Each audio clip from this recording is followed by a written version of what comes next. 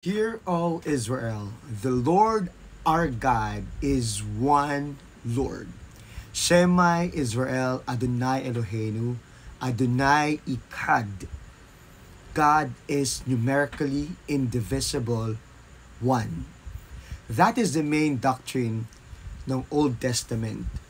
The Judaism people, from Abraham to Moses, to all the Israelites in the Promised Land, ito ang pinaka-una at mahalagang commandments sa kanila, na iisa ang Diyos na kanilang pinaglilingkuran. Kung kaya galit lagi ang Panginoon kapag gumagawa sila ng Diyos-Diyosan. In the story of Moses, gumawa sila ng golden calf, ginanto ang baka, and then God destroyed them and even killed those people who worship that image. Alam niyo ba, nasa Ten Commandments, 4 doon ay patungkol sa turo at relasyon sa Diyos. At isa doon ay na hindi kayo dapat magkaroon ng ibang Diyos maliban sa Kanya. Thou shalt have no other gods before me, saith the Lord.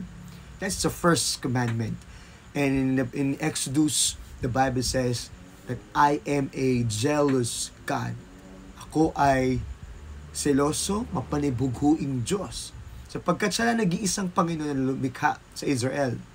Kaya ang pinakaayaw niya na gumagawa ang mga tao ng iba't ibang Diyos. And in that Old Testament history, in fact, it is 4,000 years of Old Testament history from Adam to the last prophet of the Old Testament na hindi sila sumasamba ng iba't ibang Diyos. Dahil malinaw sa kanila simula pagkabata na iisa lang ang Panginoon.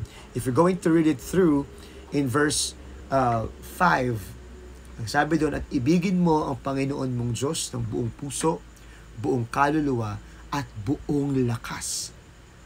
100% of your love, of your heart, of your strength, of your soul. That's how we should love God, kasi iisa nga siya.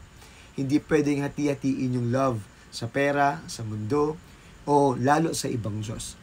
And the next verse to that, in verse 6, 7, and 8, ito'y inyong ituro sa inyong mga anak kapag kayo'y nasa daan, lumalakad, kapag kayo'y hihiga sa higaan, kapag kayo ay tatayo, kapag kayo ay uupo, sabihin ninyo at ituro sa inyong mga anak na iisa ang Diyos. Inyong ilagay ito sa inyong mga noo, sa inyong mga braso.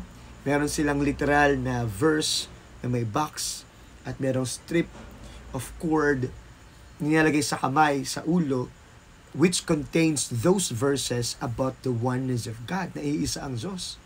Even in the doorposts, kailangan mong ilagay na iisa ang Diyos. Sobrang halaga ng doktrinang ito sa mga Israelita, sa Biblia, sapagkat ito po ang foundation ng buong Biblia.